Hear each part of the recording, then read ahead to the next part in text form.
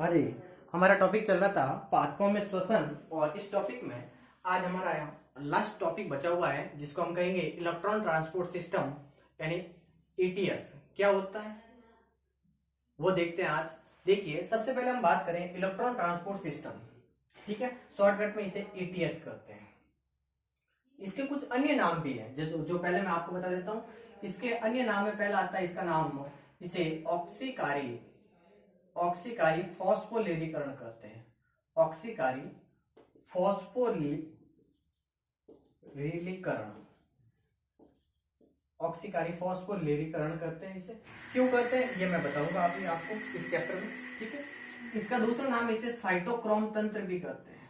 Cytochrome system भी कहते हैं। क्यों कहते हैं वो भी मैं बताऊंगा, ठीक है।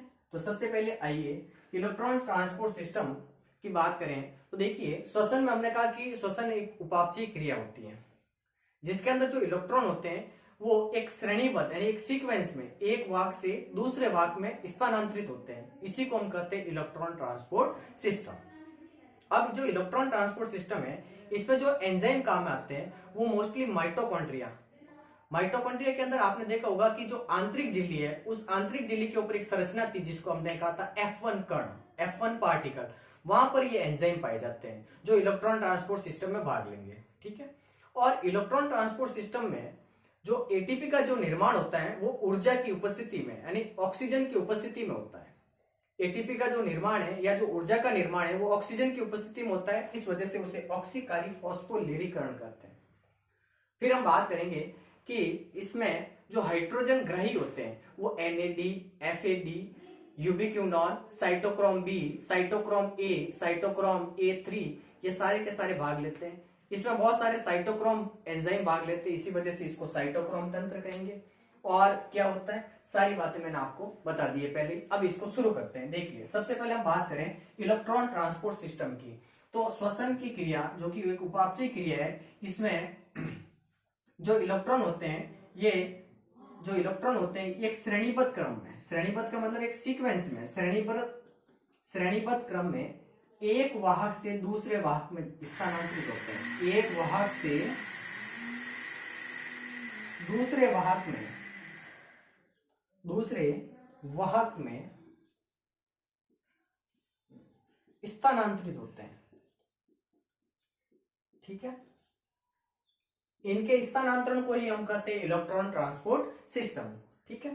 फिर हम बात कर रहे हैं कि जो इलेक्ट्रॉन ट्रांसपोर्ट सिस्टम है इसमें जो भाग लेने वाले जो एंजाइम होते हैं ये जो एंजाइम है ये मोस्टली माइटोकॉन्ड्रिया, क्या है माइटोकॉन्ड्रिया, जिसे पावर हाउस ऑफ सेल कहते हैं। इसकी खोज सी बेंडा ने की थी, ठीक है। माइटोकॉन्ड्रिया की जो आंतरिक झिल्ली है, इनर मेम्ब्रेन, अंदर वाली, आउटर मेम्ब्रेन थी बाहर वाली, इनर मेम्ब्रेन अंदर वाली। इस आंतरिक झिल्ली के ऊपर एक संरचना होती है जिसको कहते हैं F1 कण, F1 पार्टिकल। यहां पर इसके एंजाइम पाए जाते हैं जो कि इलेक्ट्रॉन ट्रांसपोर्ट सिस्टम में भाग लेंगे, ठीक है। फिर हम बात कर रहे हैं कि इस इलेक्ट्रॉन ट्रांसपोर्ट सिस्टम के अंदर जो एटीपी का निर्माण हो रहा है वो ऑक्सीजन की उपस्थिति में होता है। किसकी उपस्थिति में होता है? ऑक्सीजन की उपस्थिति में होता है।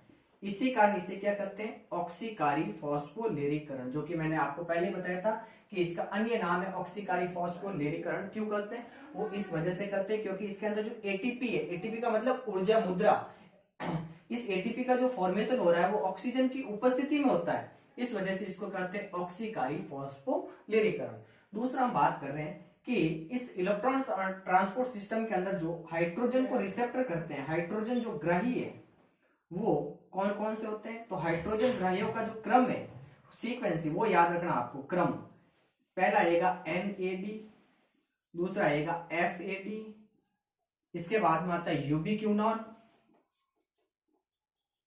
इसके बाद में आएगा साइटोक्रोम B, फिर आता है साइटोक्रोम FB, साइटोक्रोम C, फिर आता है साइटोक्रोम A, फिर आता है साइटोक्रोम A3। बहुत सारे साइटोक्रोम इसमें भाग लेते हैं, इस वजह से इसे साइटोक्रोम तंत्र भी कहते हैं, ठीक है।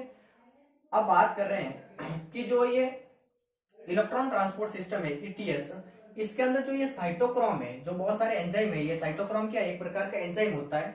ये साइटोक्रोम साइटोक्रोम, ये मोस्टली कहाँ पाए जाते हैं? तो साइटोक्रोम मोस्टली माइटोकॉन्ड्रिया के अंदर मिलते हैं। कहाँ मिलते हैं? माइटोकॉन्ड्रिया के अंदर। जितने भी सजीव है उन सब सजीवों के अंदर जो माइटोकॉन्ड्रिया होता है, उस माइटोकॉन्ड्रिया के अंदर साइटोक्रोम पाया जाता है। साइटोक्रोम क्या होता है? तो साइटोक्रोम एक पिगमेंट है, एक वर्णक है, जिसके अंदर मोस्टली लोहा या आयरन धातु पाई जाती है, लोहा या आयरन धातु पाई जाती है। ठीक है, तो ये आपके सामने एक छोटा सा बिंदु है, इलेक्ट्रॉन ट्रांसपोर्ट सिस्टम, जिसका दूसरा नाम ऑक्सीकारी फॉस्फोलिरिकरण है, तीसरा इसका नाम है साइटोक्रोम तंत्र है। क्या बताया मैंने इसमें? तो इलेक्ट्रॉन ट्रांसपोर्ट सिस्टम जो श्वसन क्रिया है उसमें जो एक उपापचय क्रिया होती है, जो मैंने पहले ही बता दी, उसमें जो इलेक्ट्रॉन है वो एक श्रेणीबद्ध क्रम में, एक सीक्वेंस में एक वेक्टर से दूसरे वेक्टर, एक वाहक से दूसरे वाहक में प्रवेश करते हैं या स्थानांतरित होते हैं, इसको इलेक्ट्रॉन ट्रांसपोर्ट सिस्टम कहते हैं। और इस इलेक्ट्रॉन ट्रांसपोर्ट सिस्टम के अंदर जो एंजाइम काम आते हैं वो मोस्टली माइटोकॉन्ड्रिया की जो इनर मेम्ब्रेन है और उस इनर मेम्ब्रेन के ऊपर जो संरचना होती है उसको F1 कण कहते हैं, वहां पर पाए जाते हैं। और इसमें एटीपी का निर्माण ऑक्सीजन की उपस्थिति में होता है, इस वजह से इसे ऑक्सीकारी फॉस्फोलिरिकरण कहते हैं। और इसमें हाइड्रोजन ग्रहों का क्रम NAD, FAD, यूबिक्विनोन, cytochrome B, cytochrome C, cytochrome A, cytochrome A3 भाग लेते हैं। बहुत सारे साइटोक्रोम एंजाइम इसमें भाग ले रहे हैं, इस वजह से इसका दूसरा नाम है साइटोक्रोम तंत्र। साइटोक्रोम क्या है? तो साइटोक्रोम एक प्रकार का पिगमेंट, एक वर्णक है जो माइटोकॉन्ड्रिया के अंदर मिलता है। जितने भी सजीव है उन सजीवों के अंदर जो माइटोकॉन्ड्रिया है, उस माइटोकॉन्ड्रिया के अंदर साइटोक्रोम वर्णक पाया जाता है, जिसके अंदर आयरन या लोहा धातु पाई जाती है।